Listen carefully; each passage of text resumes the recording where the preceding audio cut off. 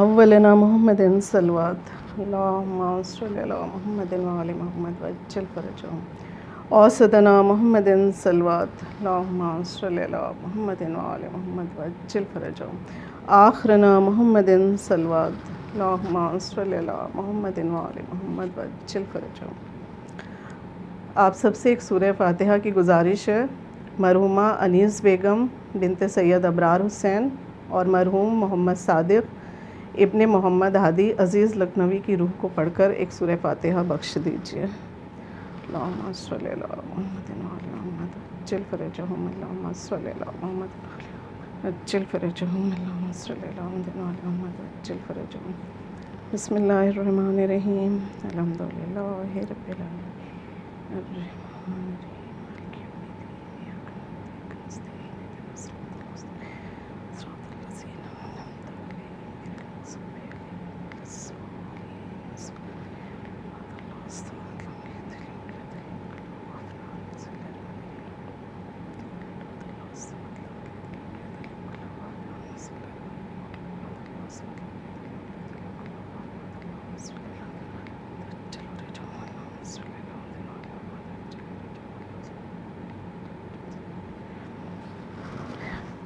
परवरदिगार इस सूरह फ़ातिहा का सवाब बातुफ़ैल पंजतन पाक 14 मासूमीन अलैहिस्सलाम के मरहुमा अनीस बेगम बिनते सैयद अबरार हुसैन और मरहूम मोहम्मद सादिक इब्ने मोहम्मद हादी अज़ीज़ लखनवी साहब की रूह को पहुँचे। परवरदिगार तुझे वास्ता 14 मासूमीन अलैहिस्सलाम का इनकी बरज़ख की राहों को आसान बनाना, इन्हें फ़िशार क़ब्र और अज़ाब क़ब्र से बचाना, इनके गुनाह कबीरा और गुनाह सग़ीरा को बख्श देना। इंशाअल्लाह महशर में आँख खोलें तो अपने आप को जवार मासूमीन में पाएँ और जन्नत में एक आला मकाम हासिल करें। आमीन। सल्लल्लाहु अलैहि मुहम्मदिन व आलि मुहम्मद वज्जल फरजहुम। फ़ातिहा।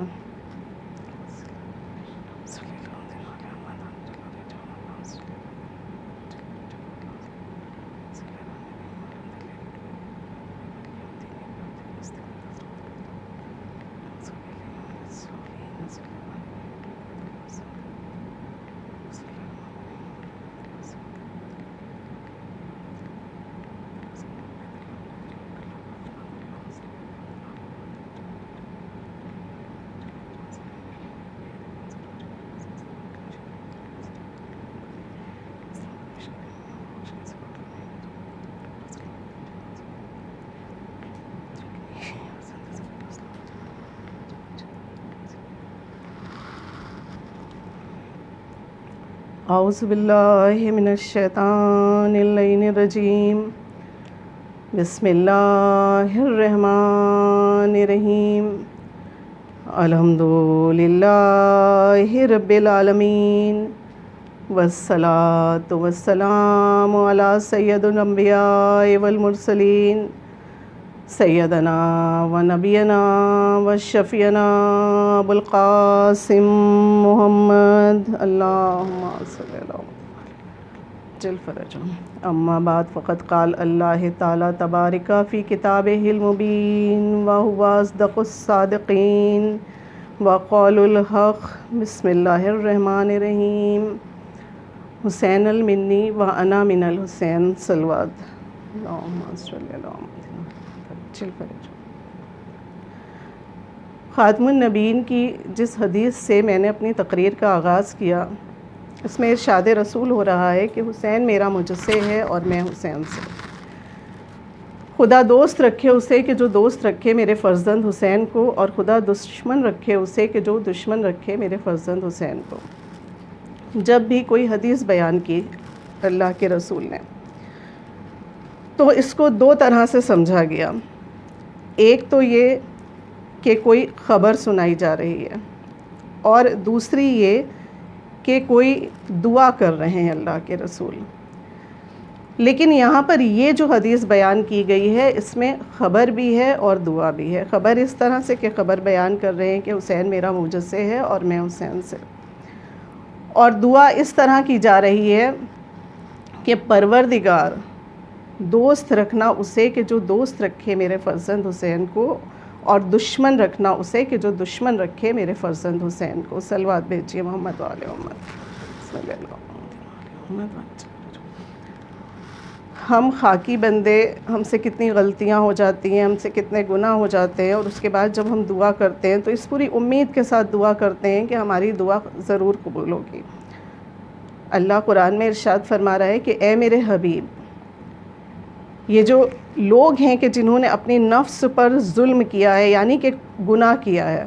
نفس پر ظلم کے کیا مطلب ہے؟ ہم جب کوئی گناہ کرتے ہیں تو ہم یہ سمجھتے ہیں کہ گناہ ہم نے کر دیا، لیکن حقیقت یہ ہوتی ہے کہ ہم خود اپنے نفس پر ظلم کرتے ہیں۔ تو اللہ قرآن میں ارشاد فرما رہا ہے کہ اے میرے حبیب، یہ جو لوگ ہیں کہ جنہوں نے اپنے نفس پر ظلم کیا ہے، یہ جب تمہاری بارگاہ میں آئیں گے اور استغفار کریں گے اور دعا کریں گے، اور اے میرے حبیب، چاہے یہ کتنے بھی گناہ گار کیوں نہ ہوں، لیکن اگر تم ان کے لیے دعا کر دو گے تو میں کبھی تمہاری دعا کو رد نہیں کروں گا۔ تو رسول خدا، جب ہم گناہ گار بندوں کے لیے دعا کریں اور ان کی دعا اللہ رد نہیں کرتا، اللہ وعدہ کر رہا ہے قرآن پاک میں کہ اے میرے حبیب، میں تمہاری دعا کو رد نہیں کروں گا، تو یہ کیسے ممکن ہے کہ اللہ کے رسول آقا حسین ابن علی کے لیے دعا کریں اور وہ دعا رد ہو جائے؟ ممکن ہی نہیں ہے۔ عظمت حسین سمجھائی گئی ہے اس خطبے میں، اس دعا میں، اس حدیث میں۔ ایک مرتبہ اگر آپ ذرا سا تصور کر لیں کہ منظر کیا تھا کہ جس وقت خطبے کو روک کر یہ حدیث اللہ کے رسول نے ارشاد فرمائی ہے، منظر یہ تھا کہ مسجد نبوی نمازیوں سے کھچا کھچ بھری ہوئی تھی۔ آقا حسین ابن علی مسجد میں داخل ہو رہے ہیں، 3 یا 4 برس کا سین ہے۔ میں ایک ذاکرہ ہوں، میں یہاں پر تقریر کر رہی ہوں۔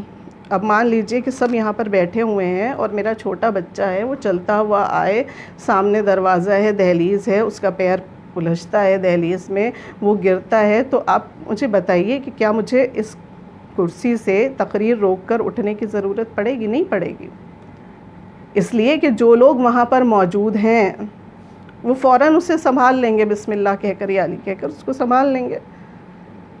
تو اللہ کے رسول منبر پر تشریف فرما خطبہ بیان کر رہے ہیں، نواسے رسول داخل ہو رہے ہیں، تو یہ کیسے ممکن ہے کہ وہاں پر لوگوں نے اس وقت آقا حسین ابن علی کو نہیں سنبھالا؟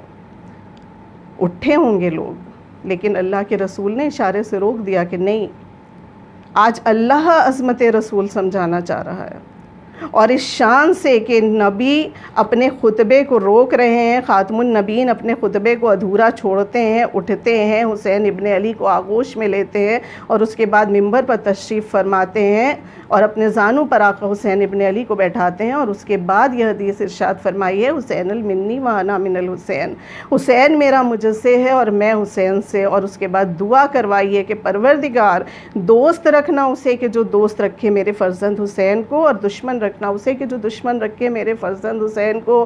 یعنی اللہ نے اپنے حبیب کے ذریعے یہ بتا دیا کہ دیکھو، اگر مجھ سے محبت کرنا چاہتے ہو تو عشق حسین میں ڈوب جاؤ، ڈوب جاؤ عشق حسین میں۔ اگر مجھ سے محبت کرنا چاہتے ہو، اگر محب خدا بننا چاہتے ہو، محبوب خدا بننا چاہتے ہو، تو محب حسین بن جاؤ۔ تم خدا تک پہنچے ہی نہیں سکتے ہو کہ جب تک تم حسین تک نہ پہنچو۔ صلوات بھیجیے محمد والے محمد۔ اور الگ الگ انداز میں کبھی خطبے کو روک کر حدیث ارشاد فرماتے ہیں اور عظمت حسین بیان کر رہے ہیں، تو کبھی سجدے کو طول دیا جا رہا ہے۔ وہ بھی منظر آئیے، تصور کر لیجئے اس منظر کا بھی، تو انشاءاللہ اپنے آپ کو ملائکہ اور فرشتوں کے ساتھ آپ عرش پر پائیں گے۔ کیا حسین منظر! وہاں بھی مسجد نمازیوں سے کھچا کھچ بھری ہوئی ہے کہ ایک مرتبہ محلہ بنی ہاشم سے ایک 3 برس کا بچہ چلتا ہے، مسجد میں داخل ہوتا ہے، اور ایسا لگتا ہے کہ جس طرح حضرت موسیٰ نے عصا مارا تھا نیل کی لہروں میں اور لہروں نے راستہ دیا تھا، اسی طرح لہروں کو چیرتے ہوئے نمازیوں کی ایک صف سے دوسری صف سے گزرتے ہوئے، تیسری صف سے گزرتے ہوئے خاتم النبیین کے پاس یہ بچہ آتا ہے، 3 برس کا سن ہے، چھوٹے شہزادے حسین ابن علی ہیں، اور آ کر پشت پر سوار ہو جاتے ہیں، پشت پر سوار ہو جاتے ہیں۔ ہمارے کیا ہوتا ہے جب ہم نماز پڑھتے ہیں کہ اگر ہمارے گھر میں کوئی بھی چھوٹا بچہ ہو اور اس طرح کی کوئی بھی بات ہو تو ہم فوراً اسے روکتے ہیں۔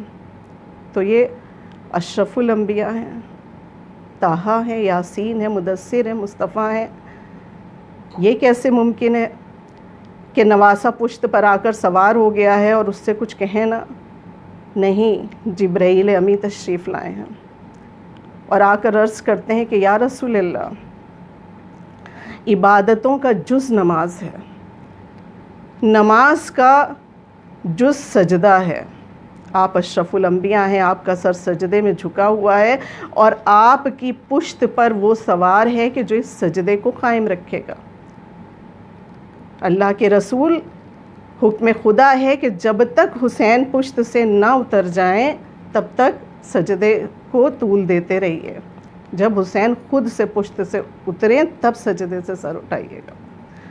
میں نے آپ کی خدمت میں عرض کیا تھا کہ آپ تصور کیجئے، آقا حسین ابن علی کے فضائل ہیں، انہیں سمجھنے کے لیے تصور کیجئے کہ اس وقت منظر کیا ہوگا۔ نمازیوں کے سر سجدے میں جھکے ہوئے ہیں، سجدے کی دعا 70 یا 72 مرتبہ پڑھوائی گئی ہے، لکھا گیا ہے، 1 بار 2 بار 3 بار تو لوگوں نے آسانی سے پڑھ لی ہوگی، لیکن جب 10 بار 15 بار 20 بار پڑھوائی گئی ہوگی تو کیا ہو رہا ہوگا؟ خود سوچئے، فطرت انسانی ہے، سجدے سے سر اٹھ رہے ہوں گے اور اٹھ کر دیکھ رہے ہوں گے کہ آج سجدے کو طول کیوں دیا جا رہا ہے، لیکن جب سجدے سے سر اٹھا رہے ہوں گے تو نظر کس کے چہرے پر پڑ رہی ہوگی؟ کیونکہ خاتم النبیین کا سر تو سجدے میں جھکا ہے، پشت پر حسین ابن علی سوار ہے، تو جب سجدے سے نمازی سر اٹھا رہے ہوں گے تو زیارت آقا حسین ابن علی کے چہرے کی ہو رہی ہوگی، مانو آج وہ رب العالمین، وہ علی کل شیء قدیر، وہ لفظ کن کا مالک، وہ آج یہ سمجھانا چاہتا ہے کہ دیکھو، تمہاری نماز تب تک قبول نہیں ہو سکتی کہ جب تک تمہارے دل میں محبت حسین نہ ہو۔ صلوات بھیجیے محمد وآل محمد، اللہم صلی علی محمد وآل محمد وعجل فرجہم۔ وہ اپنے حسین کو اتنا چاہتا ہے کہ ایک مثال آپ کی خدمت میں عرض کروں، آپ یہ دیکھیں کہ جتنے بھی مہینے ہیں، ہر مہینے میں کوئی نہ کوئی شہادت ضرور ہے، ہر مہینے میں کوئی نہ کوئی شہادت ہے، اور ہر مہینے میں ولادتیں بھی ہیں، یہاں تک کہ ذی الحج کا مہینہ، کہ جسے عیدوں کا مہینہ کہا جاتا ہے، پہلی ذی الحج عقد ہے مولا علی اور بطول کا، اس کے بعد عید غدیر ہے، عید مباہلہ ہے، لیکن اس مہینے میں بھی شہادتیں ہیں۔ واحد مہینہ شعبان کا ہے کہ جہاں خوشی ہی خوشی ہے، کیونکہ یہاں میرے آقا حسین ابن علی کی ولادت ہے، اور اسی طرح آپ یہ دیکھیے کہ ہر مہینے میں شہادت ضرور، ولادت ضرور ہے، یہاں تک کہ سفر کے مہینے میں بھی ہم مناتے نہیں ہیں، 7ویں امام موسیٰ کاظم علیہ السلام کی ولادت ہے، اللہم صلی علی محمد وآل محمد وعجل فرجہم، غم حسین کی وجہ سے، لیکن ولادت ہے۔ لیکن واحد مہینہ ہے محرم کا کہ جس میں کوئی ولادت نہیں ہے، یعنی وہ اللہ سبحانہ وتعالیٰ یہ سمجھانا چاہتا ہے کہ دیکھو، جہاں میرے حسین کی خوشی ہے وہاں کوئی غم نہیں ہو سکتا ہے، اور جہاں میرے حسین کا غم ہے وہاں کوئی خوشی نہیں ہو سکتی ہے۔ صلوات بھیجیے محمد وآل محمد، اللہم صلی علی محمد وآل محمد وعجل فرجہم۔ اللہ سورہ رحمان میں اپنی نعمتوں کا اقرار کروا رہا ہے کہ اے جن اور انس، میری کن کن نعمتوں کا اقرار کرو گے، پوچھ رہا ہے، ساری نعمتیں گنوا رہا ہے، لیکن جو اس کی سب سے بڑی نعمت ہے، آپ یہ سمجھ لیجئے، سب سے بڑی نعمت جو ہے وہ یہ فرش عزا ہے، یہ آقا حسین ابن علی کی محبت ہے کہ جو ہمارے دلوں میں سمائی ہوئی ہے، کیونکہ آقا حسین ابن علی کی محبت کا شجر کسی ناپاک زمین پر اگ ہی نہیں سکتا، جب تک پاک نہ ہونا تب تک محبت حسین کا شجر اگ ہی نہیں سکتا، محبت اہل بیت کا شجر اگ ہی نہیں سکتا۔ تو اس کی جتنی بھی نعمتیں ہیں، سب سے بہترین نعمت ہے یہ بچھی ہوئی فرش عزا، ہمارے دلوں میں آقا حسین ابن علی کی محبت، اور یہ جو عزادار لفظ ہم سے جڑ گیا ہے، یہ بہترین نعمت ہے عزیزان محترم۔ دنیا میں دیکھیں ہم کو جتنے بھی میڈل ملتے ہیں، جتنے بھی سرٹیفکیٹ ملتے ہیں، معلوم ہوا وہ IAS ہے، وہ PS ہے، وہ PCS ہے، وہ بہت بہترین ڈاکٹر ہے، وہ بہت بہترین انجینئر ہے، لیکن جب دنیا سے رخصت ہوتے ہیں تو یہ جتنے بھی سرٹیفکیٹ ہیں، جتنے بھی میڈل ہیں، جتنے بھی عہدے ہیں، سب یہیں پر رہ جاتے ہیں۔ واحد عزادار وہ عہدہ ہے کہ جو انسان کے دنیا میں بھی کام آتا ہے اور آخرت میں بھی کام آتا ہے، شفاعت کا ذریعہ بنتا ہے۔ تو یہ جو عبادت ہے، جو فرش ازا بچھی ہوئی ہے نا، یہ سمجھ لیجئے کہ مصلی بچھا ہوا ہے، بہترین مصلی، بہترین عبادت ہے، نماز کے ہم وزن عبادت ہے۔ تو جس طرح ہر عبادت کے کچھ ارکان ہوتے ہیں، اسی طرح اس عبادت کے بھی کچھ ارکان ہیں۔ عبادت تب تک قبول نہیں ہوتی جب تک کہ معرفت نہ حاصل کی جائے۔ تو اسی طرح غم حسین جو ہم مناتے ہیں، فرش ازا جو ہم بچھاتے ہیں، یہاں پر بھی معرفت حاصل کرنا ضروری ہے، کہیں ایسا نہ ہو کہ رسم و رواج بن کر رہ جائے۔ معلوم ہوا کہ ہمارے یہاں چلا آ رہا ہے، ہمارے دادا دادی کیونکہ اس طرح سے ازا خانہ سجاتے تھے، کیونکہ اس طرح سے محرم ہوتا تھا، اس طرح سے علم اٹھتا تھا، اس طرح سے مجلسیں ہوتی تھیں، تو لہٰذا ہم اسی طرح کر رہے ہیں۔ نہیں، جس طرح ہر عبادتوں کے قبولیت کی کچھ شرط ہوتی ہے۔ جب مولا سے کسی نے سوال کیا تھا کہ مولا یہ بتائیے کہ ہم کو کیسے پتہ لگے گا کہ ہماری نمازیں قبول ہو رہی ہیں، ہمارے روزے قبول ہو رہے ہیں، ہمارا حج قبول ہو رہا ہے، جہاد قبول ہو رہا ہے؟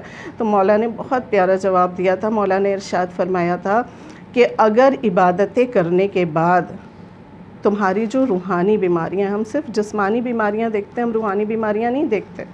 حقیقت یہ ہے کہ جب ہم دعا کریں اپنی جسمانی بیماریوں کی شفا کی، تو اس کے ساتھ ساتھ ہم اپنی روحانی بیماریوں کی بھی شفا کی ہمیں دعا کرنا چاہیے۔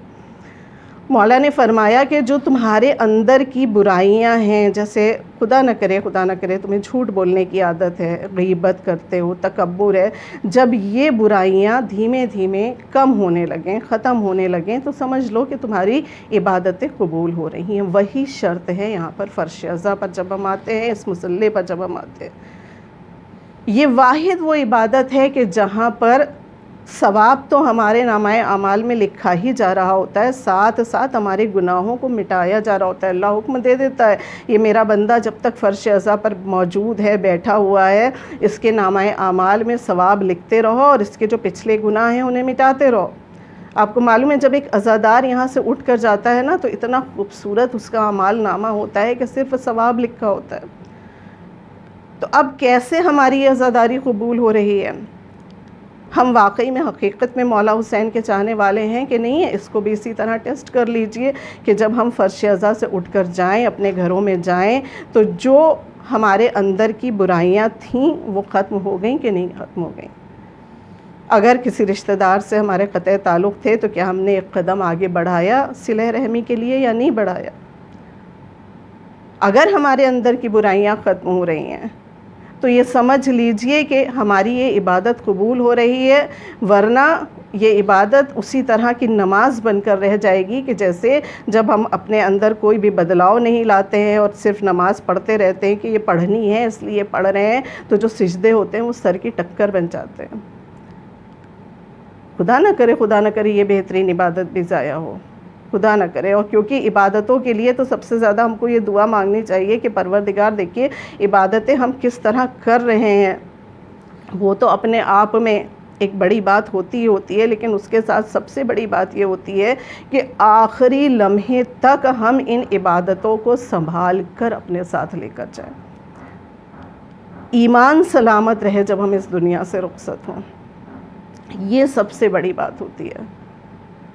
یہ بچھی ہوئی فرش ازا یہ اتنی بہترین عبادت ہے، یہ وہ مصلی ہے کہ جہاں ہمارے درمیان 14 معصومین علیہ السلام تشریف فرمائے ہیں، صلوات بھیجیے محمد والے محمد۔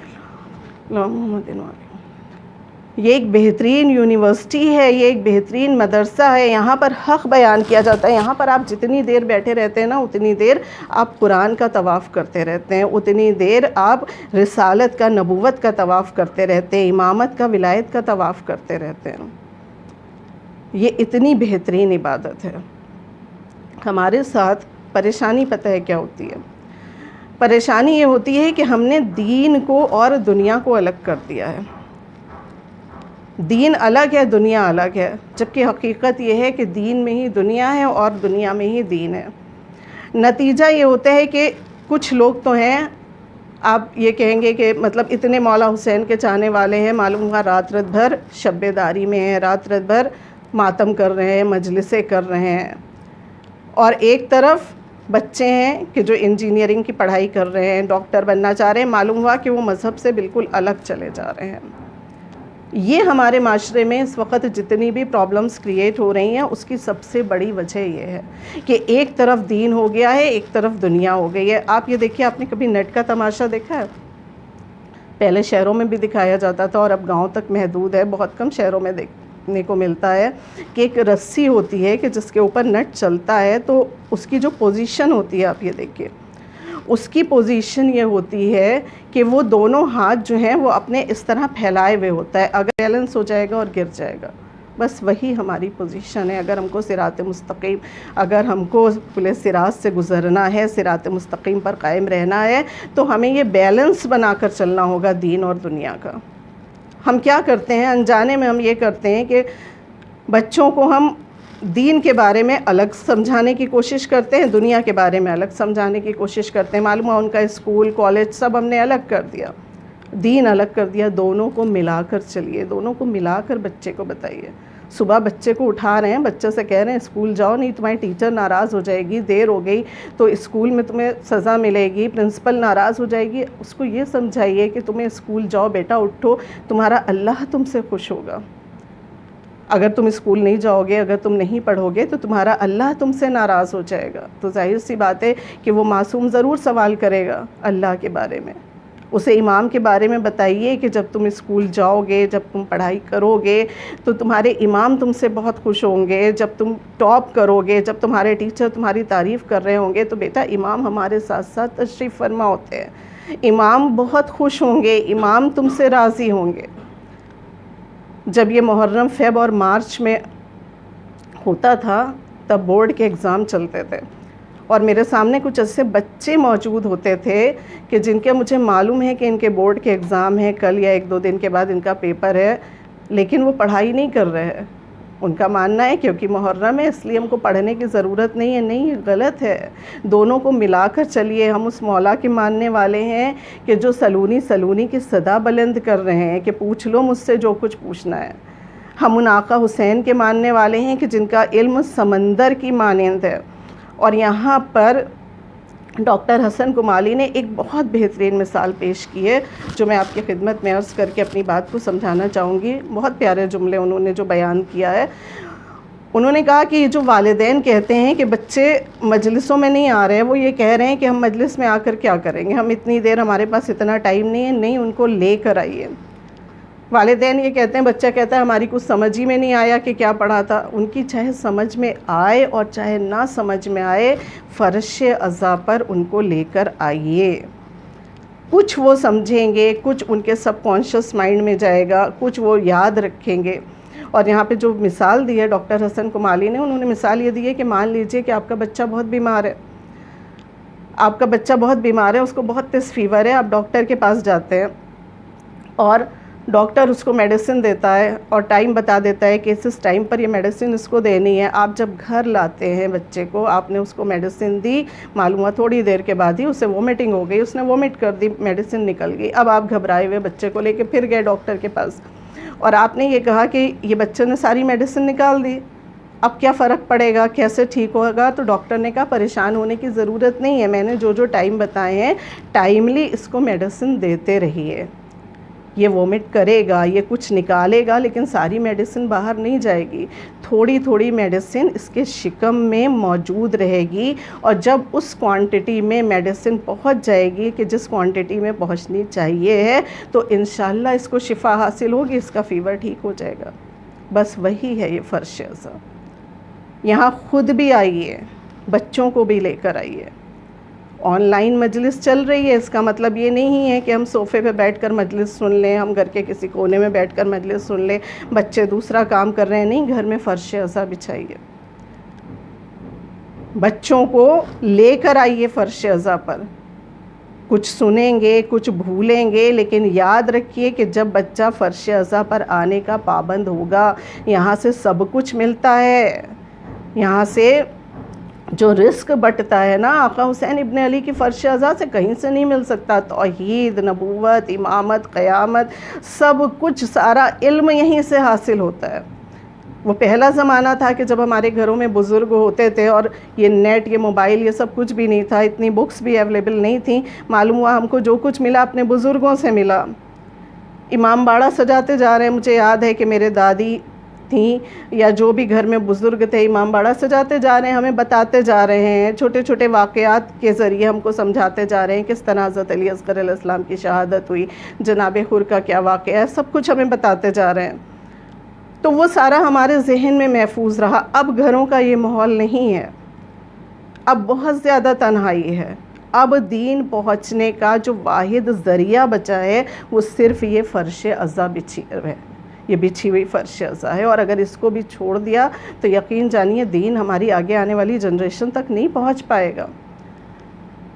یہاں پر جب آنے کا بچہ پابند ہوگا نا تو اس کے قدموں میں محبت حسین کی جو بیڑی پڑے گی, وہ چاہے کتنی کمزور کیوں نہ ہو, آگے چل کر گمراہی کی طرف اٹھتے ہوئے اس کے قدموں کو روک دے گی. وہ دنیا میں بھی انشاءاللہ کامیاب ہوگا اور آخرت میں بھی کامیاب ہوگا. صلوات بھیجیے محمد وآل محمد, صلی اللہ محمد وآل محمد وعجل فرجو.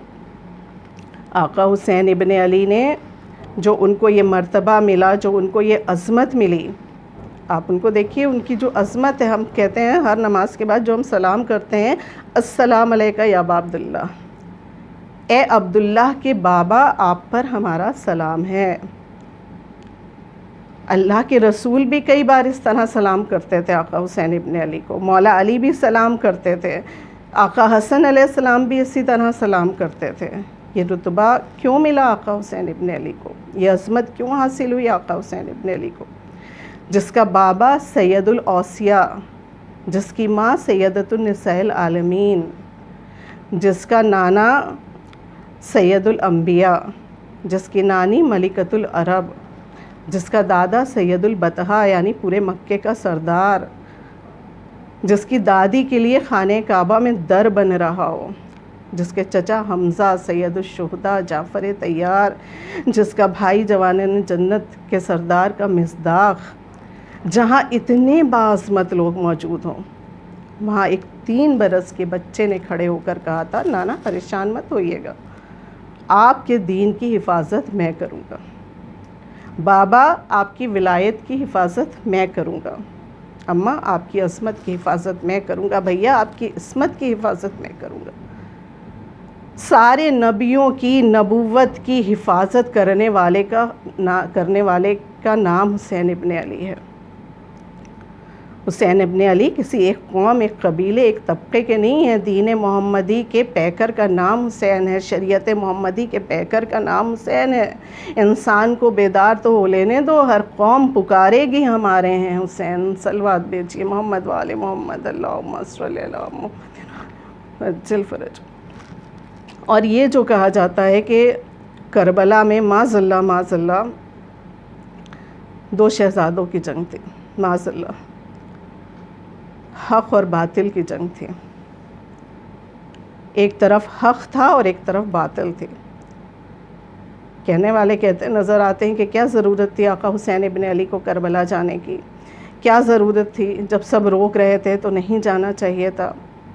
حق کی حفاظت کے لیے میرا کربلا پہنچا ہے.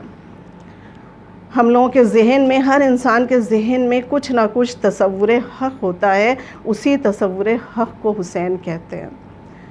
ہم کسی مکتب میں, ہم کسی فلسفے میں, ہم کسی کلام میں, ہم کسی مسجد میں حق کو تلاش نہیں کرتے ہیں. ہمیں معلوم ہے کہ آقا حسین ابن علی کو ہی حق کہتے ہیں, اور اس حق کی حفاظت کے لیے آقا حسین ابن علی نکلے تھے. دین کی حفاظت کی ہے آقا حسین ابن علی نے, امت کو بچایا ہے. حضرت عیسیٰ مردوں کو زندہ کیا کرتے تھے, مردوں کو زندہ کرنے والے کو عیسیٰ کہتے ہیں, اور دم توڑتی ہوئی امت کو زندہ کرنے والے کو حسین کہتے ہیں. امت دم توڑ رہی تھی کہ جسے آقا حسین ابن علی نے زندہ کیا. لوگ کہتے ہیں کہ کیا ضرورت تھی جانے کی. یہاں پر ایک مثال آپ کی خدمت میں عرض کروں, اکثر ذاکر اس مثال کو پیش کرتے ہیں, اور اس سے بہترین کوئی مثال نہیں ہے اپنی بات کو ثابت کرنے کے لیے. مان لیجئے کہ ایک ٹرین ہے, اس پہ کئی ہزار مسافر سوار ہیں, وہ ٹرین جا رہی ہے. اب پٹری ایک جگہ سے ٹوٹی ہوئی ہے. ایک شخص ہے کہ جس نے دیکھ لیا ہے کہ وہ پٹری ٹوٹی ہوئی ہے. اب اس کو یہ بھی معلوم ہے کہ ٹرین آ رہی ہے، ٹرین کی آواز بھی سن رہا ہے، وہ کیا کرے؟ اس نے لال کپڑا دکھایا، اس نے بہت فون کیا، سب کچھ کیا، لیکن وہ ٹرین نہیں رکوا پا رہا ہے۔ اب اس کی کچھ نہیں سمجھ میں آیا، آخری میں وہ تھوڑا آگے بڑھا، جس جگہ سے پٹری ٹوٹی ہوئی تھی اس سے تھوڑا آگے بڑھا، ٹرین کے قریب آیا، اس نے اپنے آپ کو ٹرین کے آگے ڈال دیا، وہ مر گیا، ظاہر سی بات ہے۔ لیکن ٹرین رک گئی وہیں پہ۔ اب جب ٹرین وہیں پر رک گئی تو جب اتر کر دیکھا ڈرائیور اور سب نے، تو معلوم ہوا کہ پٹری ٹوٹی ہوئی تھی۔ اگر یہ شخص اپنے آپ کو اس طرح جان اپنی نہ دیتا تو ہزاروں کی جان جا سکتی تھی۔ اب معلوم ہوا کہیں تو اس کو بہت اپریشیٹ کیا جا رہا ہے، کہیں تو اس کو بہت انعام دیے جا رہے ہیں مرنے کے بعد کے، اور کچھ لوگ یہ کہہ رہے ہیں کہ بھئی یہ کیا بات ہوئی، خودکشی کرنے کی کیا ضرورت تھی؟ یہ خودکشی نہیں تھی، یہ لوگوں کی جان بچانی تھی۔ اسلام میں خودکشی حرام ہے، لیکن لوگوں کی جان بچانے کے لیے کہا گیا ہے کہ اگر تم نماز بھی پڑھ رہے ہو اور کسی کی جان جا رہی ہے تو تم نماز کو توڑ دو۔ جان بچانا فرض ہے اسلام میں۔ یہ جو ٹرین ہے یہ سمجھ لیجئے کہ یہ اسلام، یہ جو مسافر ہیں یہ امت، اگر حسین ابن علی اپنی جان نہ دے دیتے، قربانی نہ پیش کرتے تو یہ ساری امت تباہ اور برباد ہو جاتی، دین محمدی ہمیشہ کے لیے ختم ہو جاتا۔ یہ جو آج ٹیررزم ہے اس کا نام اسلام ہوتا۔ آج ہمارے پاس پروف کرنے کے لیے کہ ہم انوسنٹ ہیں، ہمارے پاس پروف کرنے کے لیے کچھ بھی نہیں ہوتا۔ چوتھے امام زین العابدین علیہ السلام، اللہم صلی علی محمد وآل محمد وعجل فرجہم۔ آپ سے کسی نے سوال کیا تھا کہ یہ بتائیے کہ کربلا میں تو آپ کے بابا، آپ کے بھائی سب شہید ہو گئے، تو آپ مجھے یہ بتائیے کہ فتح یزید کی ہوئی کہ آپ کے بابا کی ہوئی؟ میرے امام نے فرمایا کہ نماز کا ٹائم ہو رہا ہے، جاؤ مسجد چلے جاؤ تم، اس کے بعد آؤ گے تو میں تمہیں جواب دے دوں گا۔ وہ مسجد گیا، مسجد سے نماز پڑھ کر آیا، پوچھا مولا میرے سوال کا جواب دیجئے کہ یزید جیتا کہ آپ کے بابا جیتے؟ مولا مسکرائے اور فرمایا کہ تم ابھی بھی نہیں سمجھے کہ فتح کس کی ہوئی؟ کہا مولا نہیں سمجھ میں آیا۔ کہا یہ بتاؤ جب تم مسجد میں گئے تھے تو تم نے اذان سنی تھی؟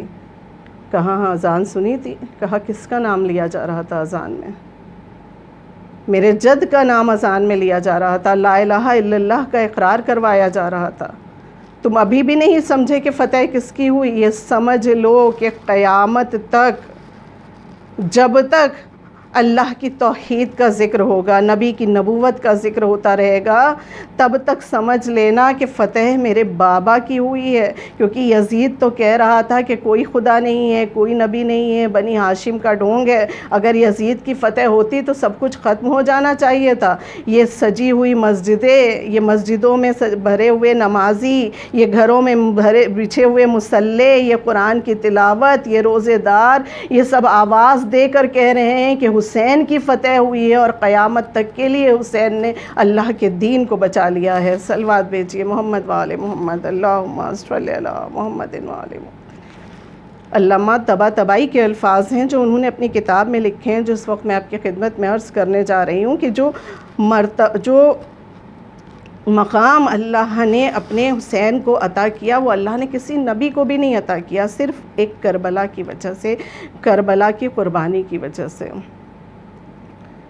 کسی نبی کو بھی وہ مقام نہیں عطا ہوا ہے جو پروردگار عالم نے آقا حسین ابن علی کو عطا کیا۔ اللہ ارشاد فرماتا ہے کہ جب میرے حرم میں آؤ، کعبے پر نظر پڑے تو 3 دعائیں مانگو تو تمہاری تینوں دعائیں قبول ہوں گی۔ لیکن آپ جب نجف جائیے تو نجف کے لیے یہ نہیں ہے صرف ایک دعا ہے، مشہد جائیے، آپ نبی کے روضے پر جائیے، آپ کہیں پر بچ جائیے، ہر جگہ کے لیے ہے کہ ایک دعا قبول ہوتی ہے، لیکن یہی چیز آقا حسین ابن علی کے حرم کے لیے ہے۔ کہا جاتا ہے کہ جب حرم حسین پر نظر پڑے تو تم کوئی بھی 3 دعائیں مانگ لو، تمہاری دعائیں انشاءاللہ قبول ہوں گی۔ اللہ کہہ رہا ہے کہ مکہ میرے حرم کی وجہ سے مکرمہ ہے، مدینہ نبی کی وجہ سے منورہ ہے، نجف میرے ولی کی وجہ سے اشرف ہے، مشہد مقدس ہے، لیکن صرف عرش معلیٰ ہے یا کربلا معلیٰ ہے۔ معلیٰ کہتے ہیں کہ جو بلند ہو، تو عرش کے لیے کہا جا رہا ہے تو سمجھ میں آتا ہے کہ عرش بلند ہے، عرش معلیٰ، لیکن کربلا معلیٰ کربلا سے سوال کیا گیا تو کربلا آواز دے کر کہے گی کہ مجھ کو یہ مقام اس لیے حاصل ہوا ہے کیونکہ میری زمین میں سید الشہداء سو رہے ہیں، اللہ نے مجھے ان کے جسم کا امین بنایا ہے، اس لیے مجھے یہ مقام حاصل ہوا ہے۔ ہو نہیں سکتا میرے نور کا ہمسر سورج، بہت خوبصورت کہا ہے شاعر نے، ہو نہیں سکتا میرے نور کا ہمسر سورج، میری آغوش میں سوئے ہیں 72 سورج۔ کربلا کہہ رہی ہے کہ مجھے مقام اسی لیے حاصل ہوا ہے، اور چوتھے امام بھی ارشاد فرما رہے ہیں کہ کربلا کو جو مقام حاصل ہوا ہے وہ کسی سرزمین کو حاصل نہیں ہوا ہے، جنت کے ایک دروازے میں سے ایک دروازہ ہے کربلا، جنت کے ایک درجے میں سے ایک درجہ ہے کربلا، جنت کے ایک زمین کے ٹکڑے میں سے ایک ٹکڑا ہے کربلا کا۔ اور جس وقت قرآن میں موجود ہے کہ جس وقت زلزلے آئیں گے، جس وقت طوفان آئیں گے، اس وقت جتنی سرزمین ہے سب ڈوب جائیں گی، سب غرق ہو جائیں گی، سب دب جائیں گی، واحد کربلا۔ فرشتوں کو حکم دیا جائے گا کہ کربلا کی زمین کو بلند کرو، یہ اتنی بلند ہوگی، اتنی بلند ہوگی کہ جنت میں سب سے اعلیٰ مقام پر لے جا کر رکھی جائے گی، اور یہ چمکے گی۔ کس طرح چمکے گی جنت والوں کے لیے؟ جنت والوں کے لیے یہ اس طرح چمکے گی کہ جس طرح زمین والوں کے لیے ستاروں کے درمیان کوكب دری کی چمک ہوتی ہے، اسی طرح کربلا کی یہ زمین جنت والوں کے لیے چمکے گی۔ صلوات بھیجیے محمد والے محمد، اللہم صلی علی محمد۔ لیکن عزاداران امام، جس وقت اللہ فرشتوں کو یہ حکم دے گا کہ جنت کی زمین کو بلند کرو اور لا کر جنت میں ایک، کربلا کی زمین کو بلند کرو اور لا کے جنت میں ایک اعلیٰ مقام پر رکھ دو، اس وقت ایک حکم اور دے گا۔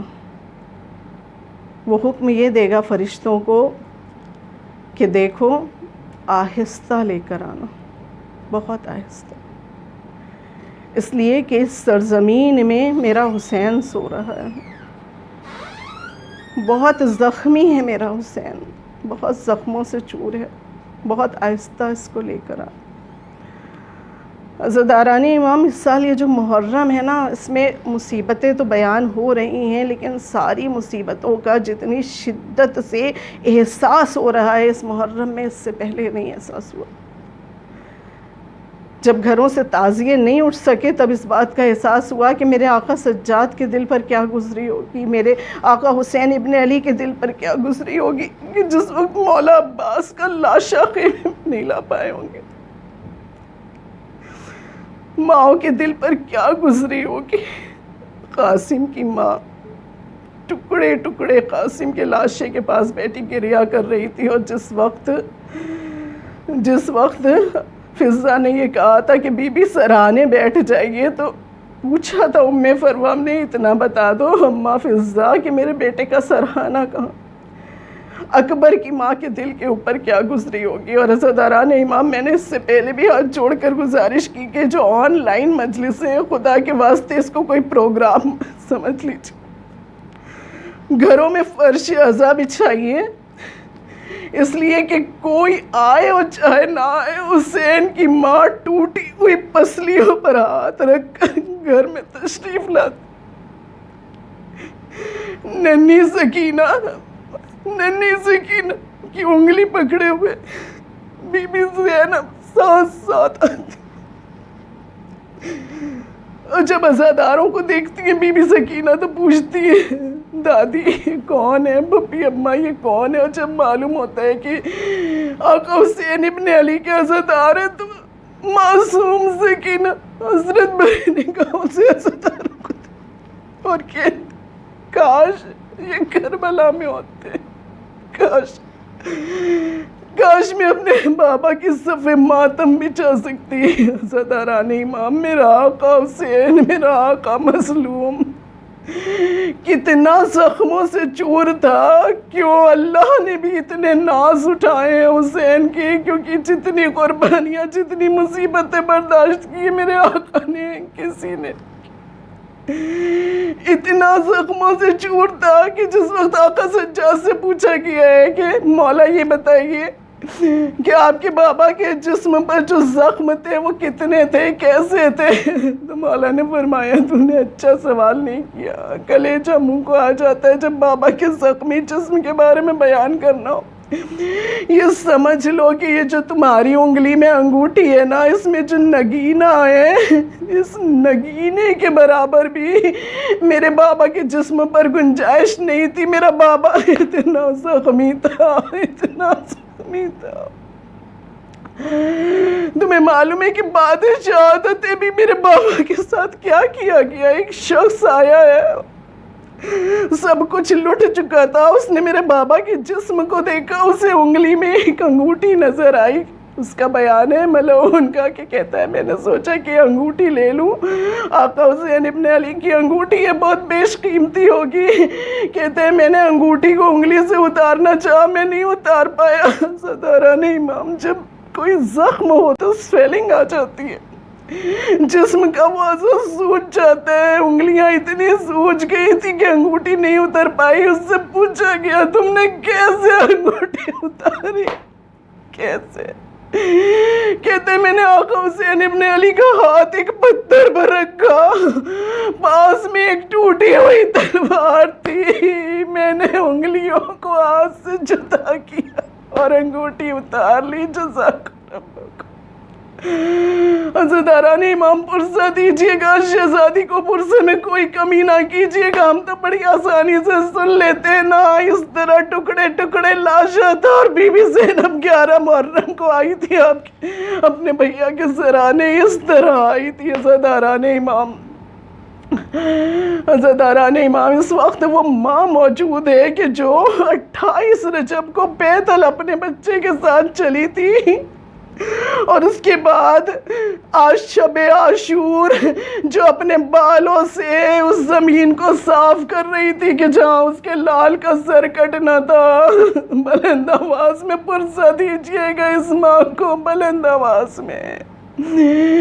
یہ ماں رومال لے کر آتی ہے، رضادار کے چہرے کے آگے لگاتی ہے، آنسوؤں کو جمع کرتی ہے، کہتی ہے تمہاری شفاعت کا ذریعہ بنیں گے، تم میرے بچے کے عزادار ہو۔ جھٹے امام جب آتے تھے، انشاءاللہ آپ زیارت کے لیے جائیں گے، دیکھیں گے جھٹے امام کا باغ موجود ہے عاشورہ میں۔ وہ وہاں سے چل کر کربلا آتے تھے امام کے روضے کے پاس، تو آدھا راستہ تو چل کر گزار لیتے تھے، لیکن ایک مقام آتا تھا خاص، وہاں پر گھٹنوں کے بل بیٹھ جاتے تھے اور گھٹنوں کے بل چلنا شروع کر دیتے۔ جانے والے پوچھتے تھے مولا سمجھ میں نہیں آتا کہ یہاں پر آ کر آپ گھٹنوں کے بل کیوں چلنا شروع کر دیتے؟ تو میرا آقا رو کر فرماتا تھا تمہیں معلوم ہے یہ وہ مقام ہے کہ جہاں میرا جد گھوڑے سے زمین پر آیا۔ صدران امام، کس طرح بیان کروں شہادت حسین؟ کلیجے میں بہت قوت چاہیے بیان کرنے کے لیے بھی اور سننے کے لیے بھی۔ عزیزداران امام، میرے آقا حسین ابن علی گھوڑے سے زمین پر آئے ہیں، جب ذوالجناح سے زمین پر آئے جانتے ہیں کیسے آئے؟ ایک تیر پیشانی میں پیوست تھا، ایک تیر گلے میں پیوست تھا، ایک تیر سینے میں پیوست تھا، سینے کی ہڈی ٹوٹی ہوئی تھی، گلا چدا ہوا تھا، گلے سے جو لہو ابلا تھا اس کو آسمان کی طرف پھینکا، ایک قطرہ بھی واپس نہیں آیا۔ فرمایا شکرن اللہ، اگر ایک قطرہ بھی زمین پر گر جاتا تو قیامت تک زمین اناج نہ پیدا کرتی۔ وہ دندان مبارک بھی شہید ہو گئے تھے جن کے رسول بوسہ لیا کرتے تھے، وہ ہونٹ بھی زخمی تھے۔ بائیں جانب سے اترنے کی کوشش کرتے تھے تو جو بائیں جانب کھڑے تھے وہ نیزہ جسم میں مارتے تھے، دائیں جانب آ جاتے تھے، اور جب دائیں جانب سے اترنے کی کوشش کرتے تھے تو دائیں جانب کھڑے ہوئے نیزہ مارتے تھے۔ ملعون حسین ابن نمیر کا بیان ہے، میں نے اتنے نیزے مارے، میں نے اتنے نیزے مارے کہ پسلیوں میں سوراخ ہو گیا۔ جب ذوالجناح سے زمین پر آئے گھٹنوں کے بل بیٹھے ہوئے تھے، میرے چھٹے امام فرماتے ہیں کہ سنو میں یہاں سے گھٹنوں کے بل کیوں چلنا شروع کرتا؟ میرا جد گھوڑے سے زمین پر آیا تھا، یہاں پر شمر ملعون घोड़े पर सवार था, वो घोड़े से नहीं उतरा। उसने घोड़े से झुककर मेरे हुसैन इब्ने अली के जुल्फों में हाथ डाला। घोड़ा दौड़ाता हुआ घसीटता हुआ नशीब की तरफ लेकर चला।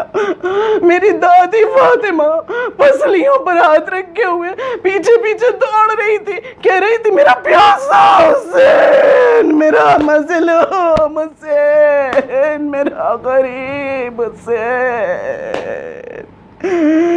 मेरा गरीब हुसैन। जब शिम्र सीने पर सवार हुआ, माँ ने तड़प कर गले में बाहें डाल दी, अब दामन फैला दिया। हुसैन मत घबराना, माँ आ गई है। हज़रत नहीं माँ, आपको मालूम है कि माँ अपने बच्चे को कितना चाहती है।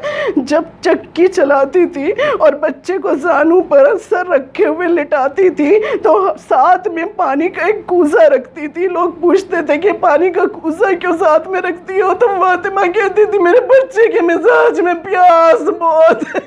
ऐसा ना मेरा हुसैन प्यासा, पानी लाने में देर हो जाए, आज 3 दिन का खुश्क गला है। माँ गले में बाहें डाले हुए खंजर चल रहा है, गर्दन की सूखी रगें उलझ रही हैं, माँ तड़प तड़प कर देख रही है, कोई मददगार है, कोई मददगार। हज़रत इमाम ज़ैनब एक टीले पर तशरीफ फरमाती जिसे तिले ज़ैनबिया कहा जाता है। सकीना उंगली पकड़े हुए खड़ी हुई थी। जो कहा जाता है ना कि ज़मीने करबला में ज़लज़ला आया, तो ये क्यों ज़लज़ला आया? जब ज़ैनब को भाई नजर नहीं आया ना, तो ज़ैनब ने आवाज़ देकर कहा था ज़मीने करबला बुलंद हो जा, मुझे मेरा भाई नजर नहीं आ रहा। उधर से हुसैन ने जब बहन की आवाज़ सुनी, एक मर्तबा आवाज़ देकर कहा ज़मीने करबला नशीब में चली जा, मेरी बहन मेरा कटता हुआ सर नहीं देख सकेगी। ज़मीने करबला किसकी फरियाद सुनती, जाने वाले भाई की या बहन की? ज़मीने करबला में ज़लज़ला था। अब ज़ैनब घबराई, एक मर्तबा खेमे में आई, सैयद सज्जाद का शाना हिलाया, बेटा उठो, मुझे मेरा भाई नजर नहीं आ रहा। असा का सहारा लिया, खेमे का पर्दा हटाया, आसमान की तरफ देखा, कहा बेटा मुझे मेरा भाई नजर नहीं आ रहा, ये तुम ऊपर क्या देख रहे हो? कहा बुब्बी अम्मा, बुब्बी अम्मा, मेरे बाबा का कटा हुआ सिर नोके नेज़ा पर बुलंद है। इन्ना लिल्लाहि व इन्ना इलैहि राजिऊन। हम यतीम हो गए, बाबा शहीद हो गए। सदरान इमाम, क्या मजलूमी है मेरे आका हुसैन इब्ने अली की। जितने भी शहीद आए हैं उनकी खबर लेकर आका हुसैन इब्ने अली आए हैं, लेकिन कौन आया है आका हुसैन इब्ने अली की शहादत की खबर लेकर? जुलझना आया है अपनी पेशानी को आका के खून में तर करके। जुलझना के आने की आवाज सुनी, बीबियों में कोहराम मच गया। जुलझना को देखा, या हुसैना की सदाएं बुलंद हुई, बस आखिरी जुमले और मैंने मजलिस को तमाम किया। कोई गम ना हो सिवाय गम हुसैन के, खुदा करे आपकी गोदियां आबाद रहे, आपके बच्चे सलामत रहे। बुलंद आवाज में पुरसा दीजिएगा, बीबी आपके आंसुओं को कबूल करे। हज़रत आराने इमाम, अभी बीबियों में कोहराम था, या हुसैना की सदा बुलंद थी। एक छोटी सी बच्ची किनारे खड़ी हुई थी, सकते का आलम था। एक मर्तबा दौड़ कर आई, जुलझना के गले में बाहें डाल दी, कहा बाबा के जुलझना, मैं तुझसे ये नहीं पूछूंगी कि मेरा बाबा तेरी पुश्त से जमीन पर कैसे आया, इसलिए कि तेरी लटकी हुई सीन बता रही है कि मेरा बाबा खुद से नहीं उतरा, गिरा है तेरी पुश्त से। लेकिन ए जुलझना, बस मेरे एक सवाल का जवाब दे दे। जब मेरा बाबा गया था तो बहुत प्यासा था, वक्त आखिर किसी ने उसको पानी पिलाया या नहीं पिलाया? इन्ना लिल्लाहि व इन्ना इलैहि राजिऊन। शहज़ादी फर्श पर तशरीफ लाई। ہم بہت گناہگار ہیں، ہمارے گناہوں کو بخش کر شفا دیے، ہمارے آسموں کو قبول فرمائیے، انشاءاللہ یہ ہماری شفاعت کا ذریعہ بنے، شفا دیے۔ جیسے جیسے محرم کی ایک تاریخ بڑھ رہی ہے، دم گھٹ رہا، ابھی سفر کا مہینہ ہے، ابھی ربیع الاول کے کچھ روز سے شہزادی واسطہ کہ حسین کا معجزہ دکھا دیجیے اور یہ وبا ختم ہو جائے، جس طرح سے مجلسیں ہوتی تھی، جس طرح سے عزادار پرسہ دیتے تھے، اسی طرح سب کچھ پہلے جیسا ہو۔